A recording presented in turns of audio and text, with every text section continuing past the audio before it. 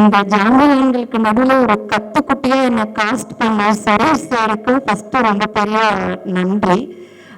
ஏன்னா நம்ம ஒர்க் பண்ற படம் நின்று பேசணும் அப்படின்னு ஆசைப்படுவோம். பட் சார் ஒர்க் பண்ண படங்கள்லாம் ஜென்ரேஷன்ஸ் தாண்டி நின்று பேசிட்டு இருக்கு, இன்னும் இதுக்கப்புறமும் பேசும். அண்ட் ஃபர்ஸ்ட் மீட்டிங்ல எனக்கு ஸ்கிரிப்ட் நரேட் பண்ணாரு சார்.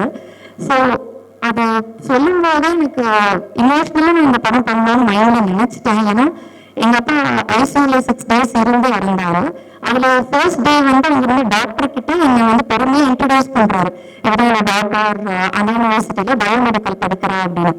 4th டே அவருக்கு ஒரு வைரஸ் உள்ள இருந்தது, அது பிரெயினுக்கு போயிடுச்சு. ஸோ அவருக்கு என்ன யாருன்னு தெரியல, யார் இது அப்படின்னு என்கிட்ட கேட்டாரு. ஸோ அது ரொம்ப ஹார்டாக ஹிட் பண்ணிடுச்சு. அது என்னைக்காக இருந்தாலுமே அது ஒரு வலி. அதுக்குலாம் அந்த மாதிரி ஒரு மொமெண்ட்டுக்கு லைஃப்ல ப்ரிப்பேர்டாக இருக்க மாட்டோம். பட் இந்த படம் பார்த்தா அட்லீஸ்ட் எல்லாருக்கும் அது ஏதோ ஒரு விதத்துல ஹிட் ஆகி அட்லீஸ்ட் அவங்களோட ரிலேஷன், ஃபேமிலி வேல்யூஸ், ரிலேஷனோட வேல்யூஸ் இதெல்லாம் தெரியுன்றதை நம்பி இந்த படம் பண்ணணும்னு நான் முடிவு பண்ணிட்டேன்.